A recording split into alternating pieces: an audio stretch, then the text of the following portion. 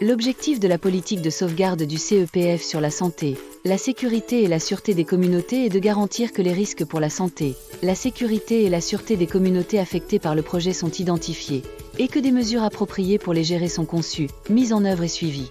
Plus précisément, les bénéficiaires du CEPF doivent prendre en compte 7 types de risques. Les besoins et l'exposition spécifique des groupes ou personnes vulnérables. Les risques particuliers pouvant survenir dans les situations de conflit ou d'après-conflit. Les impacts du projet sur les services écosystémiques directement liés à la santé et à la sécurité des communautés, tels que l'approvisionnement en eau douce et la protection contre les phénomènes météorologiques extrêmes. Les effets du changement climatique et des aléas naturels. L'exposition des communautés aux matières dangereuses. Les risques liés aux activités de recherche impliquant des sujets humains. Les risques liés aux gardes forestiers, aux éco-gardes ou aux autres agents de sécurité. Plan de santé, de sécurité et de sûreté des communautés. Lorsque vous sollicitez une subvention du CEPF, l'équipe du CEPF classera votre projet dans l'une des 3 catégories, en fonction de ses risques environnementaux et sociaux.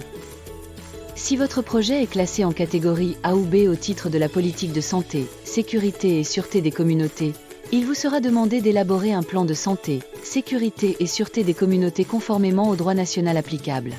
Des modèles et des exemples de plans complétés sont disponibles sur le site web du CEPF.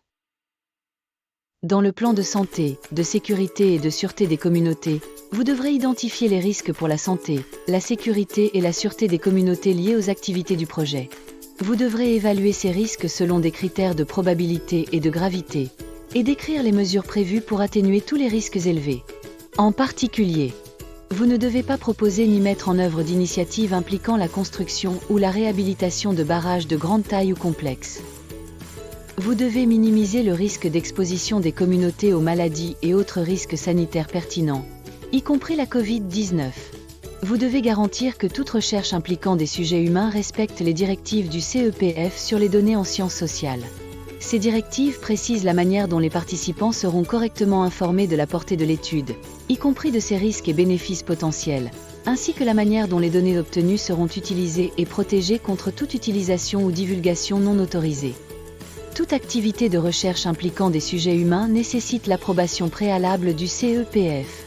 Si votre projet implique le financement des salaires et/ou des activités de garde forestier, d'éco-garde ou de personnel de sécurité similaires, vous devez vous assurer que leurs activités sont proportionnées, conformes aux lois nationales et aux bonnes pratiques internationales du secteur, et qu'elles ne portent pas atteinte aux droits humains. En particulier, votre projet ne doit pas impliquer l'achat d'armes à feu ou d'autres armes, ni le versement de salaires ou de compléments de salaire à des agents de sécurité publique. Enfin, si votre projet est susceptible de faire face à des situations d'urgence affectant la santé, la sécurité et/ou la sûreté des communautés, vous devez élaborer un plan de préparation aux situations d'urgence en collaboration avec les autorités compétentes.